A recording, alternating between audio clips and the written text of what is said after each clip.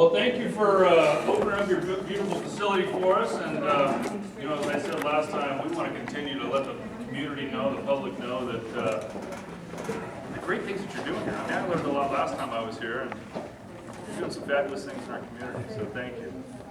This is just a very informal opportunity for me to get together with people in our community and answer questions you might have for me, explain a little bit about what's happening in Washington, D.C.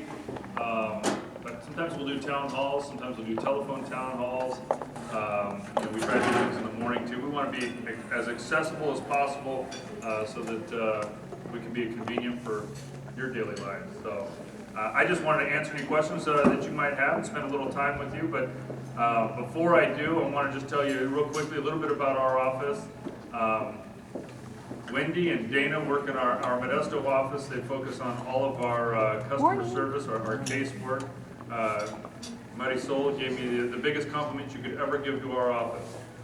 You know, I vote on a lot of issues. I certainly introduce a lot of bills, but nothing is a bigger compliment to us than telling us that we were able to help you through a challenge. And I've always, my motto has always been, whether it's a local, city, state, you know, a county issue or a federal issue, you call our office, we're going to work to find you a solution, and we will continue to get back to you. So thank you for that compliment this morning. We work hard for our customer service. Bob is our district director. He and Darren and now Ricky. Introduce Ricky. Ricky is a wounded warrior. He's with our office now, and the three of them help me to get out throughout the community. More as community relations, and so we travel throughout the entire district, meeting with folks, and it's a very aggressive schedule. But it's good to get together with people in their community and the areas that they feel comfortable with. Just want to touch on just a few things that have been in the news here recently. Certainly the government shutdown, the amount of debt that we have, the CR, the continuous resolution, the funding bill. Has been hot on everybody's mind, and it should be. It was frustrating. It was a frustrating process. It was over 5 years in the making. We've not had a budget in 5 years, so unlike some of the cities around here that I go and visit that have balanced budgets every year because they're forced to have one, or even the state finally doing some things to get some of their costs under control. We haven't had a budget in 5 years. That doesn't allow the American people to see what the priorities are, have a discussion, have a debate. Those are the things we need to do every year to debate what our national priorities are. How much are we going to spend on defense? How much are we going to spend on local programs? And we have not failed to have that debate. So instead, we've had this continuous resolution, or this funding bill. I call it our checkbook, that we will decide for a short period of time, a few months, maybe as long as 6 months, and then we go back at it again. On top of that, that aligns with our debt ceiling, which is basically our credit card. And those two, for this time, happened around the same point. And so there were a lot of different discussion points. For me, it's all about our debt. I agreed with the president when he was running for office, and he said George Bush racked up more debt than the first 42 presidents combined. I agree with that. It's not right for a Republican or Democrat president to rack up that much debt. We can't afford it. Certainly China has bought up a majority of that debt, and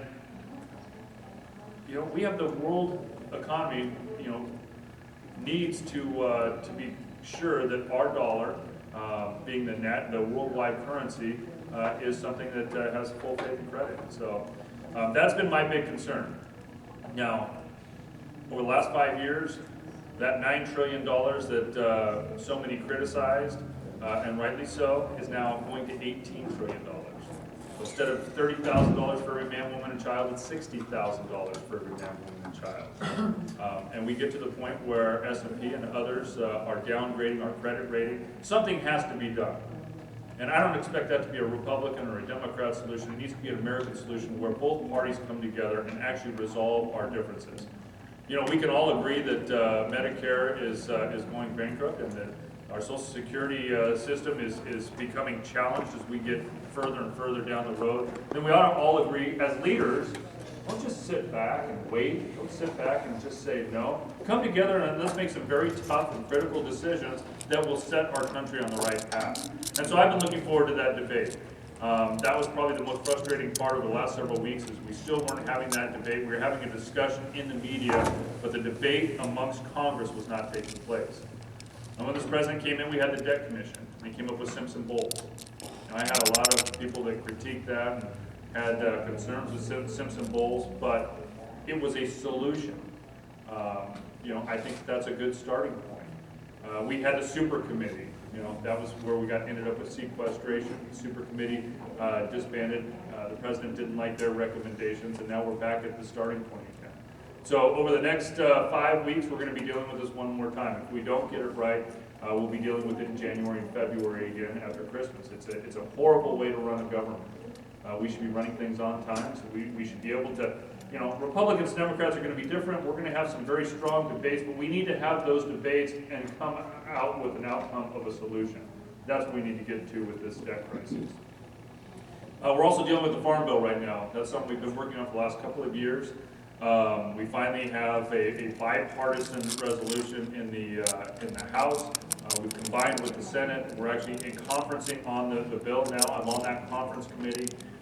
So we're hoping to resolve not only the SNAP nutrition program piece of it, but for our community, that ag portion, while it's only 20% of the Farm Bill now, is a huge deal.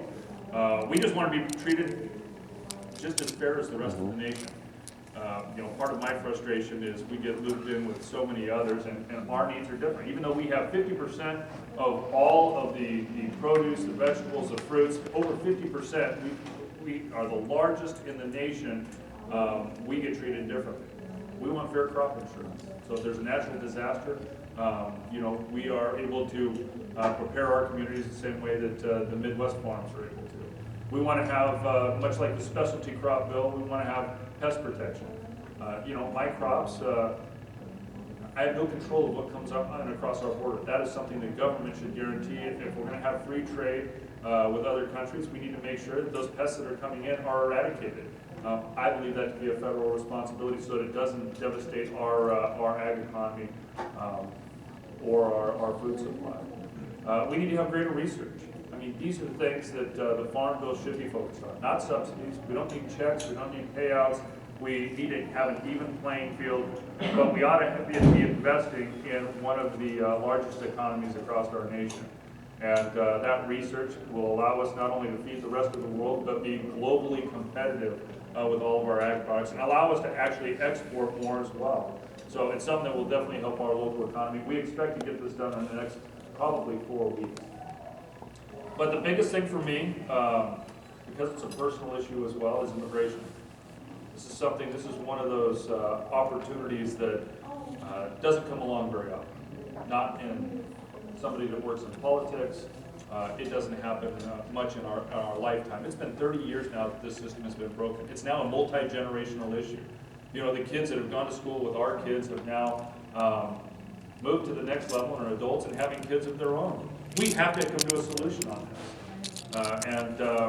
I signed on to what they call the Democrat bill. I believed it to be the best solution out there that also solves the problem for my community, for my state. And I just want to touch on a little bit about that because there's a lot of misconceptions about the bill. We took a lot of the good things out of the Senate bill and we added to it the Republican version of the border security issue. The border security, obviously the top priority in this bill. It just has to be more so that we can deal with all aspects of immigration. Internal security, E-Verify, guest worker program, but also bringing people out of our shadows so they can be part of our community and we can actually have a safer community. And so that's what we've done with this bill. It's very different on the border security piece because we actually have measurements and metrics. We don't leave it up to any president or any administration or anybody that is going to make a decision on when they feel the border is secure. We have measurements and metrics so that it is done by an independent body so that we take the politics out of it. It's black and white. Is it fixed or not? Then we have the internal security. We're verifying who are in our community, who's taking the jobs, and it's Americans first. But at the end of the day, we've got to focus on a guest worker program and having a pathway to citizenship. I believe very strongly in that. And it is an earned pathway. It is not easy. It's going to be difficult for everybody. But it will give people hope and allow them to be legal citizens and have a legal status so that they can be involved in our communities as well. So let me just walk you through what that piece is real quick. So when this passes, you'll immediately be able to come in and sign up for provisional status. That means you have to get a background check. You have to pay an application fee. You have to pay a fine. You have to pay certify all of your back taxes are paid, so IRS will be involved in the back taxes piece. And you have to be able to be speaking English and have a job. You go through 6 years of provisional status. And then after that, your reward for that 6 years of being a good person in our community, you get to do it all over again. You pass another background check. Make sure you've not broken any laws during that 6 years. They verify that all of your back taxes are now paid. You pay another application fee. Now you have to be fluent in English before you can move forward. Now it's a 12-year process. In those last 2 years, you can actually file to become a legal permanent resident. Again, background check, another fee, making sure that you speak English, and then verify that you've been in employment the entire time. And during that entire time, there are many today that will receive some type of government subsidy. For our undocumented population, there will be no subsidies. There is no government entitlement during that entire process. So it is a very lengthy process that changes the way that we are doing things today. Then on that 13th year, you can actually file to become a citizen. You have to pass the citizenship test, and then again, it's verified that you've broken no laws in that entire process. So after 13 years, that is going to the back line. After 13 years, you have the opportunity to become a citizen. But I think more importantly than all of that is from day one, you passed a background check and you're getting right with the community. We want people to be able to go to their kids' schools. We want people to be involved in their community. We want to make sure that if you can't pass a background check, if you're one of those people that are preying on our community, we want our law enforcement to be able to go out and really focus on those people that are breaking the laws. So I think it's going to be something that not only creates a safer community, but something that's going to pull our community together and actually help out our economy as well for people being able to get back to work. But just on the financial side of things, I mean, this is the argument I take to my other Republican colleagues that don't have a high ag area or a high Hispanic population. They don't have a lot of immigrants in their districts. I talk to them just about the finances. You know, if you're really that frustrated about $17 trillion worth of debt, this is $1 trillion to our debt immediately. Over the next 2 decades, it'll be $175 billion in the first decade and just over $800 billion in the second decade. That's $1 trillion that is immediately part of that debate as we look at a 20-year outlay. And that is how we debate each one of these budgets. So I think it's something that helps not only my community and my state, but I think it's something that will help to move the entire country forward. I did ask for an amendment to this bill before I was willing to sign on, and that's the Enlist Act. I served with immigrants that gained their citizenships through serving in the military. Each one of my family members that served in prior wars. Every war that we have ever been involved with as a country, we have asked immigrants to come to our country to serve in our military to gain citizenship through that process. World War II, we were actually recruiting in Europe for people to actually sign up for the United States military. When I served, we had Filipinos that for about a 20-year period were able to become citizens through serving in our military. The history of our nation of immigrants has always allowed immigrants to serve in all of our different conflicts. So why wouldn't we allow the 11.5 million that are here today, those dreamers, the 2.5 million that are dreamers, why wouldn't we allow them to serve in our military? I mean, these are kids that came here to no fault of their own, have no birth certificate or country that would take them if they were to be deported. Why wouldn't we allow them to show the ultimate, there is no greater way to show your patriotism to this country than serving in our national military.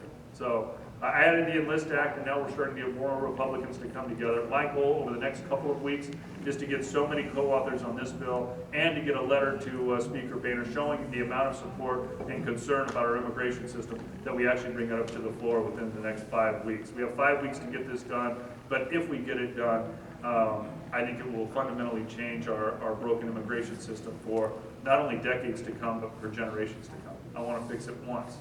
And it's a personal issue to me. My wife is first generation. I helped her father to become a citizen. I saw firsthand how broken our system is. And I see as we go out throughout the community, the concern, the frustration, the tears, the families that have been pulled apart, the concern about being involved in our community has. Yesterday we had the opportunity to visit a number of different schools. And I'll go read to kindergartners. I'll go talk to high school students. We did a middle school yesterday. But in each of those situations, I had kids come up here that told me that they were here undocumented. And these are little kids that we're talking about, fix our immigration system. I had a couple of kindergartners that, I asked them, where do you get kids live? I live on this street, I live on this street. I live, just the city over. I live in Mexico. There are kids in our community that this is home, but they're still identifying with other places because of our immigration system. So it's a personal issue to me. I want to get it fixed, but it certainly has been a lot of concern and controversy over it as well, as there should be. It will fundamentally change the way that our system works today. So I'm passionate about it. I've got a lot more things to talk about, but this is not about me giving a speech. I want to listen to you and hear some of your concerns. This is supposed to be just an open dialogue and a friendly little chat to have a little breakfast with friends. I have a couple questions. In reading your just the facts, my question was on the penalty question when they become apply for the legal permanent resident status. If it's paid a penalty, what is the penalty? What is the penalty? The primary fee is going to be an application fee. It's to make sure that we're covering all costs, so that there is not one more additional cost to the entire So system. it's not really a penalty, it's just a fee, more or less. No, but there was a fee in the Senate bill, and that's what they're trying to work out. That is yet to be defined yet. Okay, and the enlistment for the military, the enlist act, how long do you have to serve to become a citizen? 4 years. Or be honorably discharged. So, if you received a Purple Heart, for example, and were medically discharged, you would still gain citizenship. So immediately on day one, you skip all of the provisional status, the 12 years of provisional status. On day one, you become a legal permanent resident. On completion of your tour of duty, you become a citizen. Now, signing up for the military, it does not change anything for the military. It's the same criteria that I had to do when I signed up at 17 years old.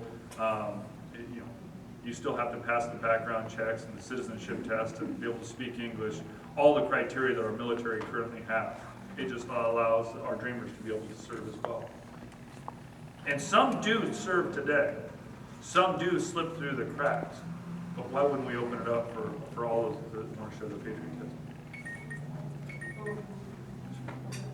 I'm on the board of directors with Howard Training Center. My daughter was born severely disabled. She would be 48 now. But as a parent of a disabled child, looking at the system that they have for it, I was extremely dismayed to realize and find that adult services for dental care is non-existent.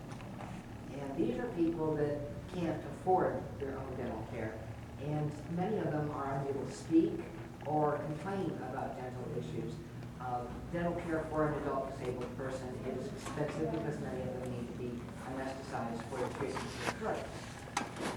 My concern is that the disabled in this country, and frankly the seniors, of which I'm one, are two blocks of people that often don't have advocacy and lobbyists working for them, especially the disabled. What do you feel the future for adult disabled people holds for them with their medical care, particularly with dental care, and a possible solution for that? I'd like to see that change. Absolutely. I couldn't agree more. It's actually an issue that we've been working on, especially here in the Central Valley. You know, I would say it's been dealt with more on the state level. Because while the federal funding for Medicare and Medicaid comes from the federal government, it goes through the state. So the state sets up the criteria. So right here in the Central Valley, I've had a few dentists that have dental clinics that take Medicare and Medicaid still. They've expressed concern that already we have only about 30% of the doctors that will take it today. And now we're even seeing a reduction in that. And so recently the state passed one that said these local clinics that we have, which local means we've got one in Fresno, one in Modesto, and I think maybe one in Turlock. There are only 3 in the entire Central Valley. And these specialized clinics take the developmentally disabled because it is different. You can't go to a regular dentist if somebody's not going to sit in a chair right or feels uncomfortable or has a disability. They have to be put under. But the funding was pulled all except for one clinic because it was a nonprofit in Sacramento. We said, look, these are all serving our community up and down the state. So we are actually looking at the federal guidelines. We're doing it bipartisan, but we're going to get it fixed. It has to get fixed. We have too many laws that deal with a broad aspect, and people end up falling through the cracks. We need to make sure that this is a system that works for everybody.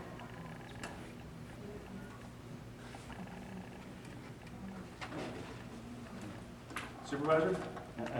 First of all, on a personal note, I want to thank you for everything you're doing for veterans.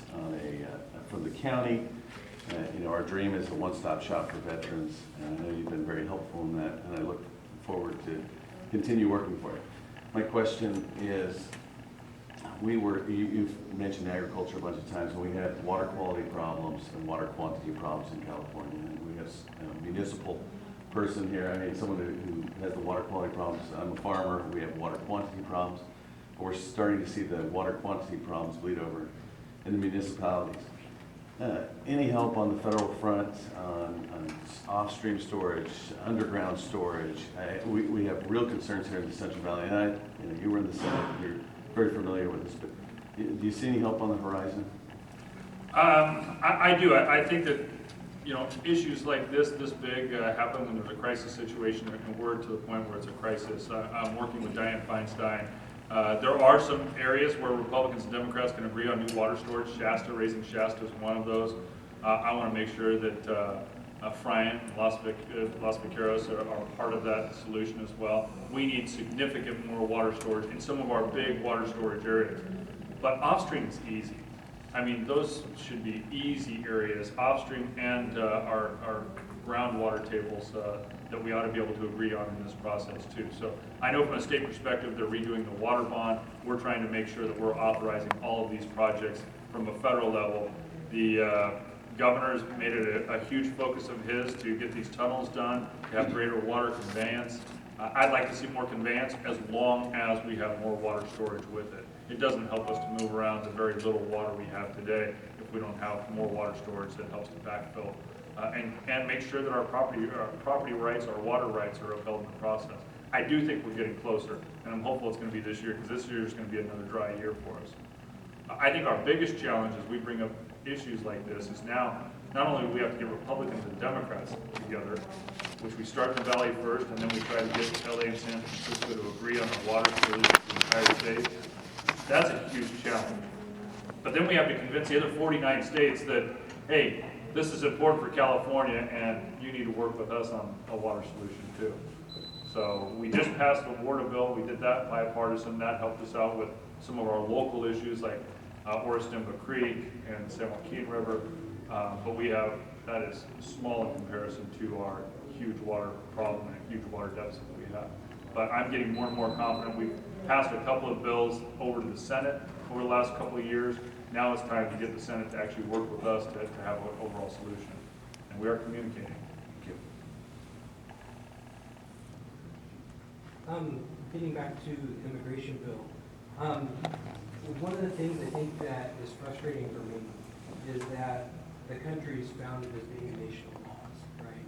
And so we've heard the argument that they're breaking the law coming across the border.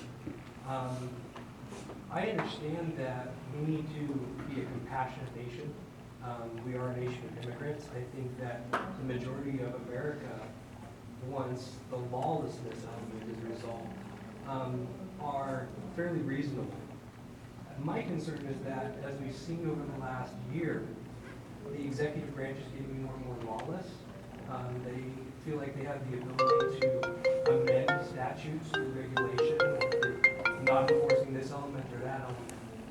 Could you speak to a little bit more about how this is going to hold not just this administration, but all administrations feet to the fire to do what this law is saying we should do if this truly is a fix? Yeah, absolutely. First of all, that's why we included the McCall bill, what we call the Republican version of border security in the House. And it was bipartisan, it was unanimous to get that kind of support, because we took it out of the, whether it's this administration or whoever the next president, next administration is, we don't want this to have political implications. We want it to be very fact-based, very measured with metrics to show exactly, back to the American people, that that the border is secure, and be able to show that, that was certainly over 90% certain. So that's the first step. We also want to make sure that we have a path forward. Mistakes that were made in '86, we had no internal security. There was no E-Verify. We didn't know who was taking the jobs. We need a system that not only works for employers, but also holds employers accountable, that they know who is working in their areas. It will help us to reduce our unemployment rate because it's American jobs first. So we want to make sure that everybody here locally, we are able to reduce our overall unemployment rate in the process. But it is a reality that we have to have a solution for the 11.5 million people that are here today. We've allowed this problem to go on for 30 years now. And so, I believe, some people like to talk about an amnesty. I say doing nothing is amnesty.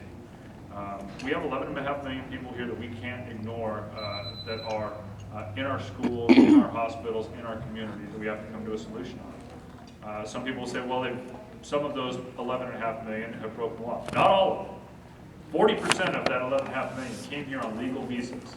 Now, they've overstayed their visas, but they're not breaking the law today. You can't ask law enforcement just pick them up and deport them. They can't leave the country and come back again, which creates another set of issues for families. But they aren't breaking the law today. So that 40% we would have no effect on. 2.5 million are kids, are dreamers that have broken no law other than their parents taking them across the border. Many of them have no country to go back to.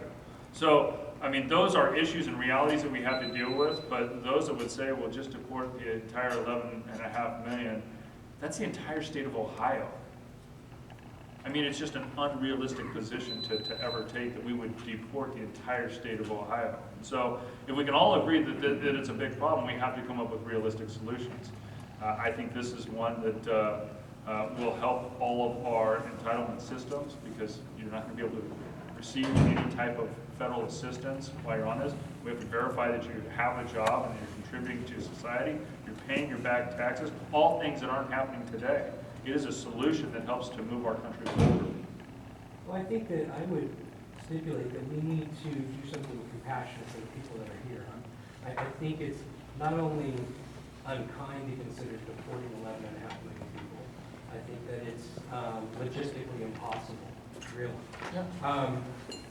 But my question really was about how do we hold accountable an administration, and not just, maybe this is more a concern not just with this law, but with this kind of movement towards haphazard application of laws, and Congress kind of lacking oversight with teeth that makes an administration stick to following what you guys are enacting as a program. It's a challenge, and I don't have a good answer for you. It is a big challenge. We do have the power of oversight. We are subpoenaing people. We are bringing it to the American public's attention, but we have no teeth. I think the most clearest example, while it was the president's health care plan delaying the employer mandate. Now, I think it came to a surprise to him that we would object to that. We didn't object to it because we didn't support him delaying it. We objected because he went around Congress and did it. And it makes it a big trust issue. If, whether you like the law or don't like the law, if Congress passes it and you sign it and it actually becomes a law, then you can't just arbitrarily ignore the law. But how we get the president to stick that is a challenge. And it really opens the door for future presidents, future administrations, and really begs the question, what type of teeth do you want to give Congress to be able to hold those laws into effect? Well, I would contend that the founders gave you the teeth, the power was yours. And we just saw a government shutdown. Yes, I would agree with that. And that becomes its own set of challenges. Certainly.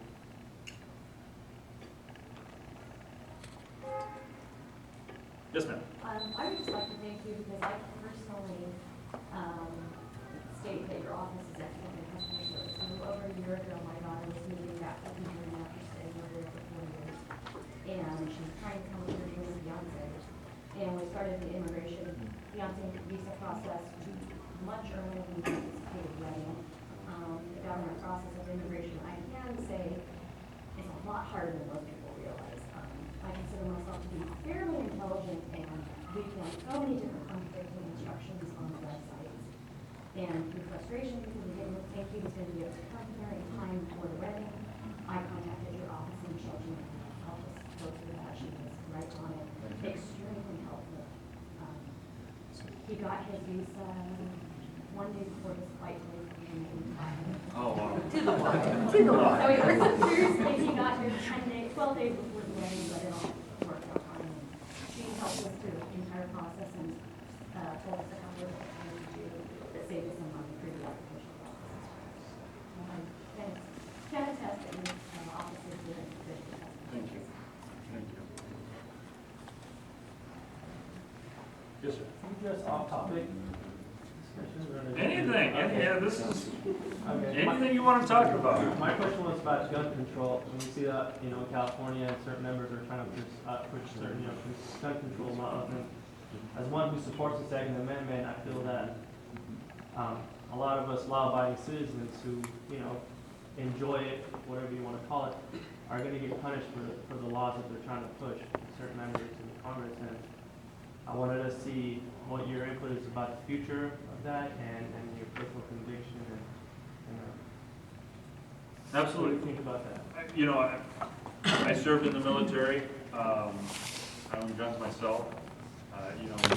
While I was traveling back and forth to Washington, my family's on my ranch, and I want my wife and my family to be able to protect themselves. I believe that I've got a Second Amendment right to bear arms, and I took an oath not only when I went into office, but I took an oath to the Constitution to defend it when I signed up for the military. So I take that Second Amendment very, very, it is something that's important to me. With that being said, I think our system is broken, and it's not the background check. It's actually the background. We have a system that is not enforced by the Department of Justice. Just to say, it's like NSA collecting all of these phone calls. Well, why are you collecting the phone calls? Why are we collecting all the background information if the Department of Justice has no real way to connect the dots or to work through that? That adds to the additional problem of mental illness. We've had mentally ill people that have committed these heinous crimes that were reported to the Department of Justice, were reported to the military, but still nobody followed up and got them the help or support that they needed. We have bigger issues than just saying we're going to have tighter gun laws. And the border security or the background checks that they were trying to push on a federal level, we already have here. But we don't necessarily see it helping to make our communities safer.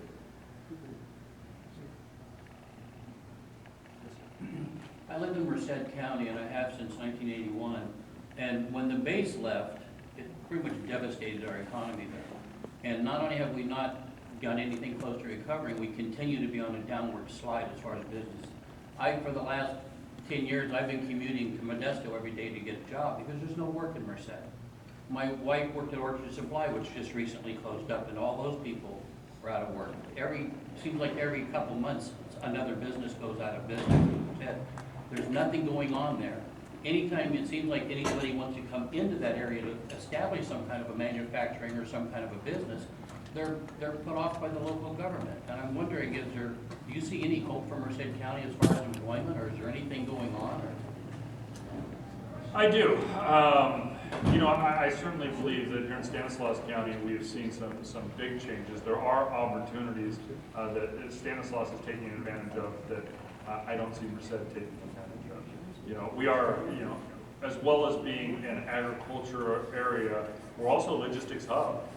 You know, as you see over on the west side, Amazon moving in with two facilities. If you go by all of the different businesses that are coming into that area, it's because not only is Stanislaus County doing some things to encourage those businesses, but we're a logistics hub. We are in a good location to be able to bring businesses in. The same thing can be said about Merced. In fact, I would say that Merced even has the advantage of having Castle. Other areas have redeveloped their bases. They have sold off the property or redeveloped them and offered that as an incentive to businesses to come in. You know, that is a huge opportunity. And I have presented bills over my time in both the state Senate and in Congress to sell off all of these properties. I think that there's no easier way for the federal government to solve its debt issue than sell off properties that aren't needed, and then allow the local communities to redevelop and offer encouragement to businesses and incentives to businesses to move. That's a perfect opportunity.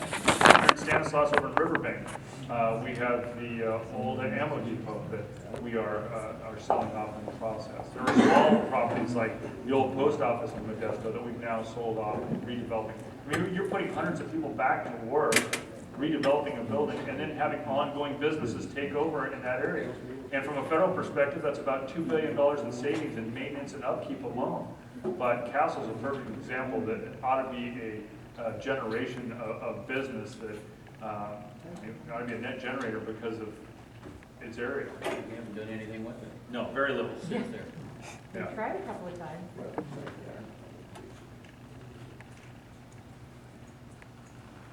All right, well, I'm getting the point of the watch back here. I want to just thank all of you for questions that you might have had. Does Nancy Pelosi have any questions today? She gets an opportunity to ask me every week as we fly back and forth every week. Nancy, go ahead. I want to give you an opportunity to ask Nancy. questions because I'm an open book up here, so.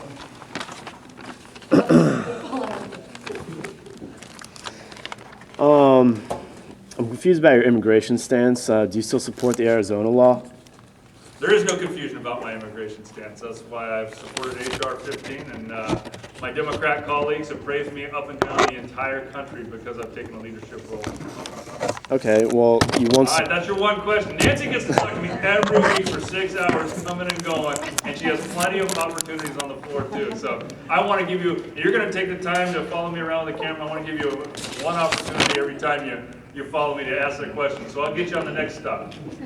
Hey, thank you for being a wonderful group today.